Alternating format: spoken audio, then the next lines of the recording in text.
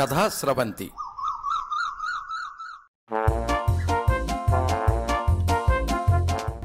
మోసగాళ్ల దేశం హాస్య కథ వినిపిస్తున్నది పప్పు భోగారావు. సేకరణ నిర్వహణ సహకారం శ్రీ ములగాడ సురేష్ కుమార్. సాంకేతిక సహకారం శ్రీ పప్పు వరుణ్. ఒక ఊరిలో ఓ పెద్ద మోసగాడు ఉండేవాడు. వాడు చేతికి తెలియకుండా గాజులను, చెవికి తెలియకుండా కమ్మలను కాజేసే రకం. దాంతో వానికి తనకన్నా పెద్ద మోసగాడు చుట్టుపక్కల ఎక్కడా ఎవడూ లేడని చాలా పొగరెక్కింది. ఒకసారి వాళ్ళ ఇంటికి వాళ్ళ మామ వచ్చాడు.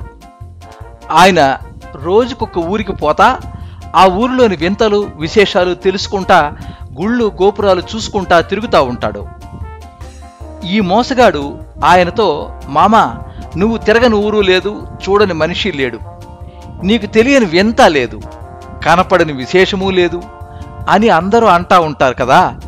ఈ ముల్లోకాల్లో నాకన్నా పెద్ద మోసగాన్ని ఎప్పుడన్నా ఎక్కడన్నా చూశావా అన్నాడు.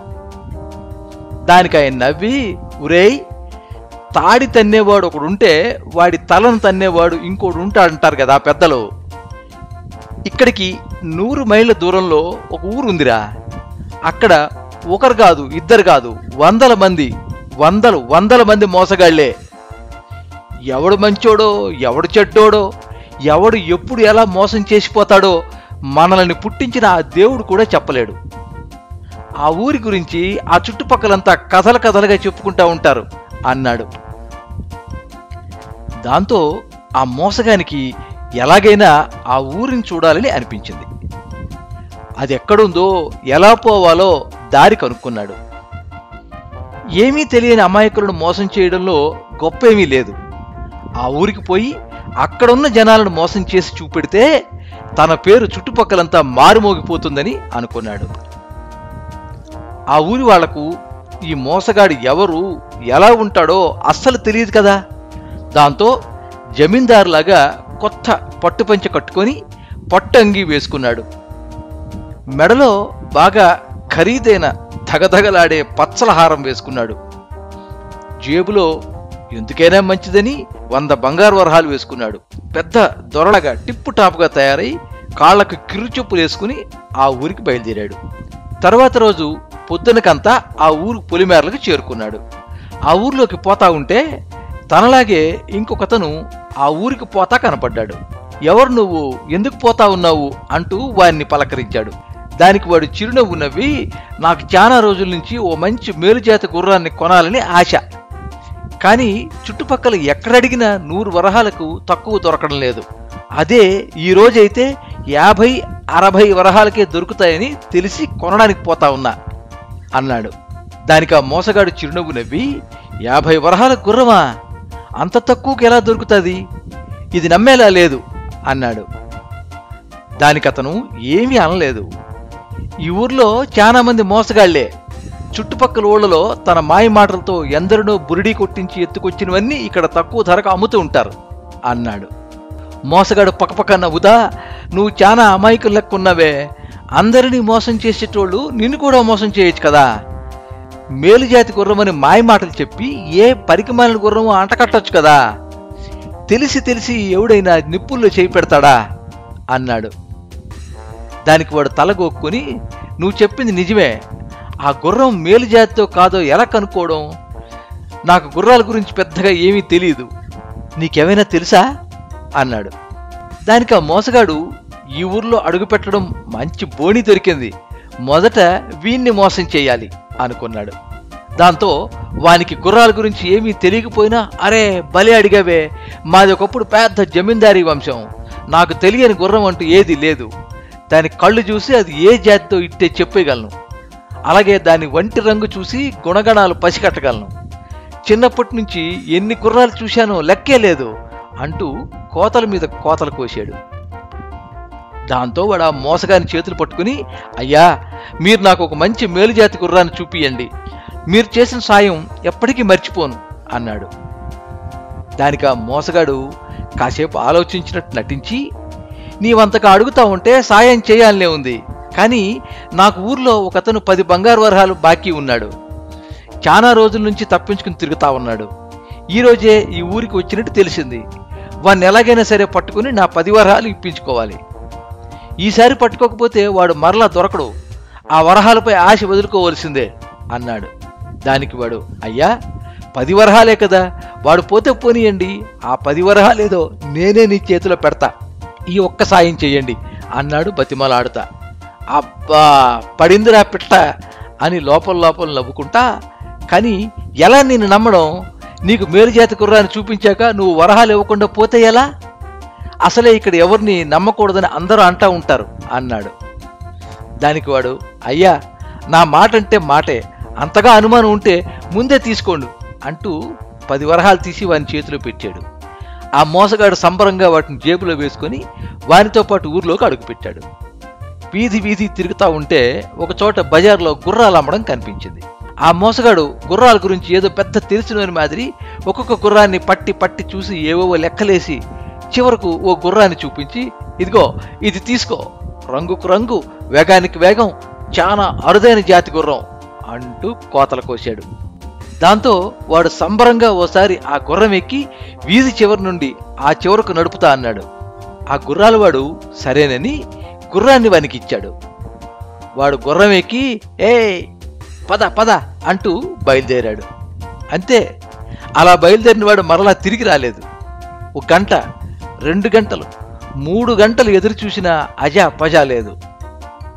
దాంతో ఆ గుర్రాల అమ్మిటోడు ఈ మోసగాన్ని పట్టుకున్నాడు. మీరిద్దరే కదా కలిసి గుర్రాల కోసం వచ్చింది, మర్యాదగా గుర్రం ఖరీదు 60 వరహాలు అక్కడ పెట్టు, లేదంటే రాజభట్లకు అప్పచెప్తా, కనీసం 6 నెలలైన కారాగారంలో వేసి చావగొడతారు అన్నాడు. ఆ మాటలకు మోసగాడు అదిరిపడ్డాడు. నోట మాట రాలేదు. గుర్రాల అమ్మేటోడు చాలా బలంగా బలిసిన దున్నపోతు లెక్క ఉన్నాడు. పారిపోవడానికి కూడా కుదరదు. వాడెవడో నాకు తెలియదు అంటూ ఎంత నెత్తి నోరు కొట్టుకున్నా ఎవరూ నమ్మడం లేదు. తెలియకుండానే ఎంబడొచ్చావా? తెలియకుండానే ఏ గుర్రం బాగా ఉందని చెప్పావా? నీ కళ్ళకు మేమేమన్నా వెర్రి వాళ్ళక కనపడతా ఉన్నామా? ఇద్దరు తోడు దొంగలు మాకు తెలుసు గాని మర్యాదగా డబ్బులు తీసి అక్కడ పెడతావా, లేక కింద మీద 4 వేసి తన్నాలా అంటూ అంగి పట్టుకున్నాడు. దాంతో వాడేమీ చేయలేక జేబులోంచి 60 బంగారు వరహాలు తీసి ఆ గుర్రాలు వనికిచ్చి, చచ్చ అడుగు పెడితేనే 10 వరహాలు వచ్చాయని సంబరపడితే గాని వాడు నాకే టోపీ పెడతా ఉన్నది కనుక్కోలేకపోతని అని బాధపడతా బయటకు వచ్చాడు.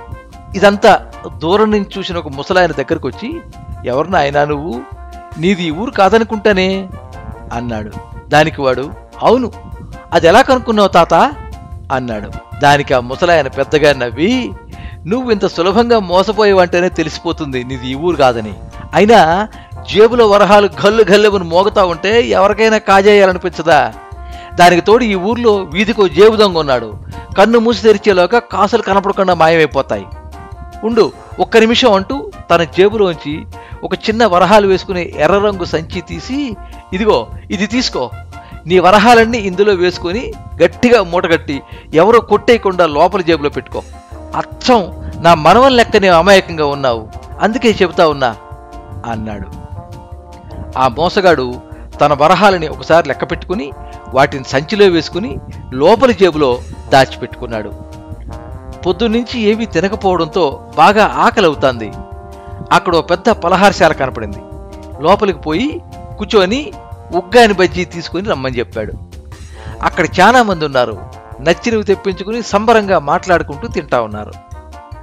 అంతలో ఓ బట్టనెత్తాయన పైకి లేచి గట్టిగా, దొంగ దొంగ, నా బంగారు వరహాలు కొట్టేశాడు, పట్టుకోండి పట్టుకోండి అంటూ గట్టిగా అరవసాగాడు.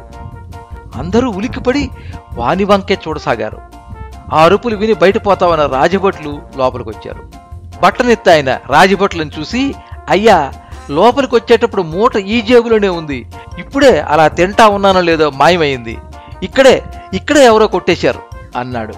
దాంతో రాజభటులు అందరి వంక చూసి, ఎవరో ఇక్కడి నుంచి పక్కకు కదలకండి, బయటకు పోకండి అంటూ తలుపులేసి ఆ బట్టనెత్తాయనికి వెళ్ళి తిరిగి, నీ మూట ఎలా ఉంది, దాన్ని ఎలా కనుక్కోవడం, అందులో ఎన్ని వరహాలున్నాయి అన్నారు. ఆ మాటలకు వాడు, అయ్యా నాది ఎర్ర రంగు వరహాల మూట, అందులో సరిగ్గా 50 బంగారు వరహాలున్నాయి. ఆ మాట వినగానే మోసగాడు అదిరిపడ్డాడు. కొంప తీసి వీడు నా వరహాలకే ఎసరు పెడతా ఉన్నాడా అని అనుమానపడ్డాడు. రాజభటులు ఒక్కొక్కరిని వెతుకుతా ఈ మోసగాని దగ్గరకు వచ్చారు. అంతా వెతికితే అంగీ లోపల ఎర్ర రంగు మూట కనపడింది. దాన్ని చూడగానే ఆ బట్టనెత్తి ఆయన ఎగిరి ముందుకు దూకి, అయ్యా అది నాదే, వీడే కొట్టేసినట్టున్నాడు అంటా గట్టిగా అరిచాడు. దానికి ఆ మోసగాడు, ఎర్రనివన్నీ నీవే అంటే ఎలా? ఇప్పుడే దీన్ని ఒక ముసలాయన వరహాలు పెట్టుకోవడానికి నాకు ఇచ్చాడు అన్నాడు. అప్పుడు ఆ బట్టనెత్తి ఆయన, అయ్యా కావాలంటే లెక్క పెట్టుకోండి, అందులో ఒకటి ఎక్కువ ఒకటి తక్కువ కాకుండా సరిగా 50 వరహాలుంటాయి. అంతేకాదు ఆ సంచికి లోపల చిన్న అర ఉంది, అందులో మా ఇంటి చిరునామా ఉన్న కాగితం మొక్క ఉంటుంది. పొరపాటున ఆ సంచి ఎక్కడైనా పడిపోతే ఎవరికైనా మంచివానికి దొరికితే తిరిగి అప్పచెప్తారని ఆ కాగితం అందులో ఎప్పుడూ పెట్టుకుంటా అన్నాడు. రాజభటులు సరేనని ఎర్రరంగు సంచి లోపల వెతికారు. 50 బంగారు వరహాలతో పాటు వాడు చెప్పినట్టే లోపల చిన్న కాగితం ఉంది. వాని చిరునామా కనపడ్డాయి. రాజభటులు సరేనని ఎర్రరంగు సంచి లోపల వెతికారు. 50 బంగారు వరహాలతో పాటు వాడు చెప్పినట్టే లోపల చిన్న కాగితం, అందులో వాని చిరునామా కనపడ్డాయి. దాంతో వాళ్ళు ఆ వరహాల మూట బట్టనెత్తోనికి అప్పచెప్పారు. ఆ మోసగానికి వెళ్ళి తిరిగి, ఎరా చూడ్డానికి పెద్ద జమీందారు లెక్క ఉన్నావు, జనాలను మోసం చేసి బతుకుతా ఉన్నావు, నీలాంటి వాళ్ళ వల్లలేరా మా ఊరికి చెడ్డ పేరు అంటా వాడిని వంగబెట్టి దబీమని 4 గుద్దులు గుద్దారు. ఆ ముసలోడు బట్టనెత్తోడు కలిసి ఎంత మోసం చేశారు, ఎంత తెలివి తక్కువగా వాళ్ల బుట్టలో పడిపోయాను అని బాధపడతా ఇంకొంతసేపు ఇక్కడే ఉంటే అనవసరంగా అందరి చేతిలో తన్నులు తినడమే కాకుండా కారాగారంలో బందీ కావడం కూడా ఖాయం అనుకున్నాడు. అంతే, ఒక్క ఉదుటను తన బలవంతా ఉపయోగించి రాజభటులను వెనక్కి దొబ్బాడు. వెంటనే ఆ మోసగాడు మెరుపు వేగంతో అక్కడి నుంచి బయటకు ఉరికాడు. రాజభటులకు కనపడకుండా చాలా దూరం పారిపోయాడు. పొద్దున్నుంచి ఏమీ తినకపోవడంతో బాగా ఆకలవుతాంది. చేతిలో పైసా కూడా లేదు. ఏం చెయ్యాలబ్బా అని అనుకుంటా ఉంటే మెడలో పచ్చలహారం మతికొచ్చింది. దాన్ని ఎక్కడైనా అమ్ముదామని ఒక అంగడి వద్దకు పోయాడు. కానీ ఏ అంగడికి పోయినా ఎవరూ కొనడం లేదు. చూడ్నాయనా, ఈ ఊరిలో అడుక్కో దొంగ, గజానికో మోసగాడు తిరుగుతూ ఉంటారు. ఏది కొనుక్కొచ్చిన సొత్తో ఏది కొట్టుకొచ్చిన సొత్తో ఆ దేవునికే తెలియాలా. రాజభటులు దొంగ నగల తనిఖీ కోసం వచ్చినప్పుడు పట్టుబడితే నగలు గుంజుకోవడంతో పాటు 4 నెలలు లోపలేసి కుమ్ముతారని మా భయం. కాబట్టి ఈ బజార్లో ఎవరూ నీ హారాన్ని కొనరు అని ఒక ఆయన చెప్పాడు. వానికి ఏం చేయాలో తోచక, అది ఎలా అమ్మాలో తెలియక దిగులుగా అడుగులు అడుగేసుకుంటూ పోతా ఉంటే ఓ పిల్లోడు దగ్గరకు వచ్చి, అన్నా ఈ పెద్ద బజార్లో ఎవరు కొనరు కానీ పక్క సందులో చిన్న సుంకన్న అని ఒకడు ఉంటాడు, అతని పని దొంగ సొత్తు అమ్మడం కొనడం. రాజభట్లకు ఎప్పటికప్పుడు లంచాలు ముట్ట చెబుతుంటాడు కాబట్టి అతన్ని ఎవరూ పట్టుకోరు, నా వెంబడిరా, అతని ఇల్లు చూపెడతా అన్నాడు. దాంతో ఆ మోసగాడు ఆ పిల్లో వెనకాలే వెనక వీధిలోకి పోయాడు. ఒక ఇంటి ముందు అరుగుపైన ఒక ముసలాయన కనపడ్డాడు. పిల్లోడు ఆ ముసలాయన చూపుతా, ఆయనే నేను చెప్పిన చిన్న సొంకన్న, అటు ఇటు చూడకుండా పోయి గమ్మున నీ పని చేసుకో అంటూ అక్కడి నుంచి వెళ్ళిపోయాడు. వాడు చిన్న సొంకన్న దగ్గరకు పోయి పచ్చల హారాన్ని చూపించాడు. వాడు ఆ హారాన్ని పైకి కిందికి బాగా చూసి పచ్చలు అసలువో నకిలీవో పరిశీలించి చూశాక, చూడు నాయనా, నేను ఏదన్నా సరే ఉన్నది ఉన్నట్టు చెప్తా, ఇది చాలా మంచి హారం, 400 వరహాల పైనే ఉంటుంది, ఎవరైనా సరే కళ్ళకు అతుకుని తీసుకుంటారు. కానీ మోసగాళ్ళ దేశంలో అమ్మడమైనా కొనడమైనా అంత సులభం కాదు. చాలా మందికి నెల మామూలు ఇయ్యాల, కాబట్టి సగం ధరకు మించి ఒక చిల్లి గవ్వ కూడా ఎక్కువ ఇయ్యలేను. నీకు నచ్చితే ఇవ్వు, లేదంటే వేరే చోట ఎక్కడైనా అమ్ముకో. నా దగ్గర మారు మాటలు బేరాలు ఏమి ఉండవు, ఏదైనా సరే ఒక్క మాటతో తెగిపోవాలా, అది నా పద్ధతి అన్నాడు. ఆ మోసగానికి ఏం చేయాలో తోచలేదు. పెళ్ళైన కొత్తలో ఎంతో ముచ్చటపడి 400 వరహాలు పోసి కొన్న హారం అది. కానీ తిరిగి ఊరికి వెళ్ళడానికి చేతిలో ఏమీ లేదు. ఆకలేమో నిమిషానికి పెరిగిపోతా ఉంది. తెలిసి ఈ మోసగాళ్ళ దేశానికి రావడం నాదే బుద్ధి తక్కువ, ఇంకోసారి పొరపాటును కూడా ఇటువైపు రాకూడదు అనుకుంటా ఆ హారాన్ని వాని చేతిలో పెట్టి 200 బంగారు వరహాలు తీసుకుని బాధగా బయటకు వచ్చాడు. బజార్లో పోతా ఉంటే ఒక చోట జిలేబీల అంగడి కనపడింది. గుమగుమలాడే వేడి జిలేబీలు చూడగానే సర్ర నోట్లో నీళ్లు ఊరినాయి. దానికి తోడు పొద్దున్నుంచి ఏమీ తినలేదు కదా, మంచి ఆకలి మీద ఉన్నాడు. అంగడికి పోయి ఓ బంగారు వరహా ఇచ్చి వచ్చినన్ని మూటకట్టి ఇమ్మన్నాడు. వాడు ఆ బంగారు వరహాని కిందికి మీదికి పరిశీలించి చూసి నేల మీద వేసి కొడితే టప్పుమని చప్పుడొచ్చింది. వెంటనే వాడు కోపంగా, ఎరా సత్తు వరహాలకు బంగారు రంగు వేసుకొని వచ్చి నన్నే మోసం చేయాలనుకుంటా ఉన్నావా, ఎంతమందిని చూడలేదు నీలాంటి దొంగ ఎదవల్ని అంటూ చెంప మీద రప్పమని ఒక్కటి పెరికాడు. అంతే, దెబ్బకు వాడు ఆ అంటూ చెంప పట్టుకుని అక్కడే కూలబడ్డాడు. నొప్పికి కళ్ళలో నీళ్లు తిరిగాయి.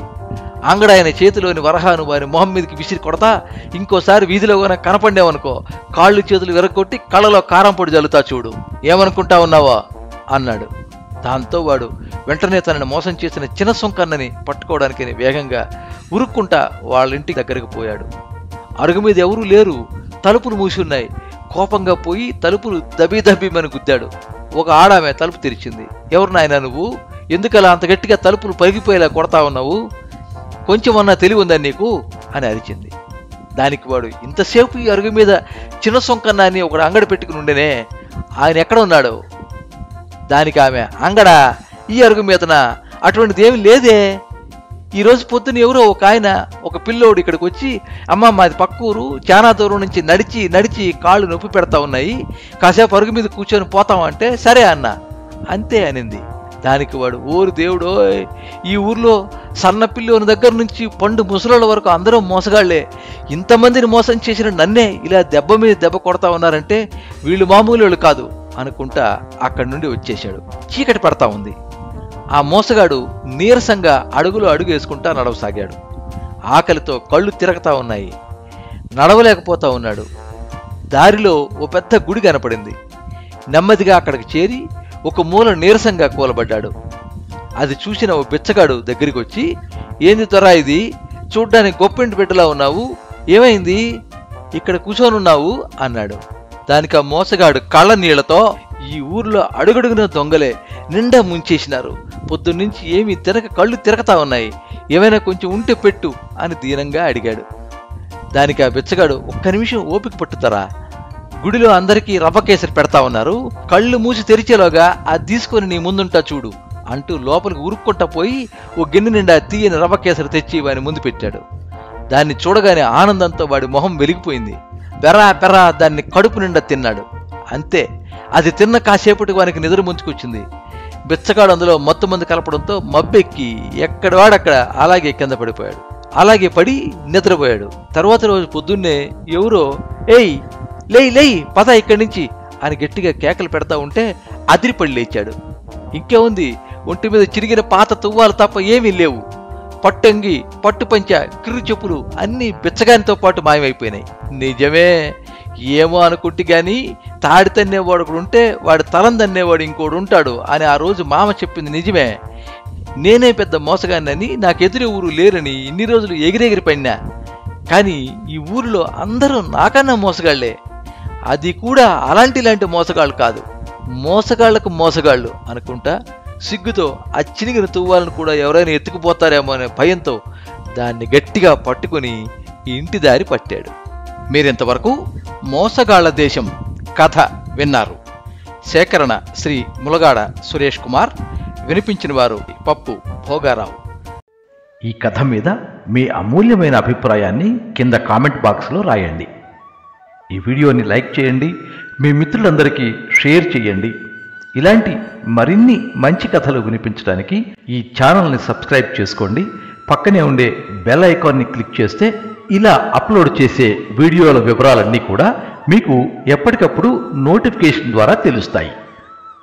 ఎప్పుడు మీ అభిమానాన్ని కోరుకునే పప్పు భోగారావు. సర్వే జనాః సుఖినో భవంతు. కథా స్రవంతి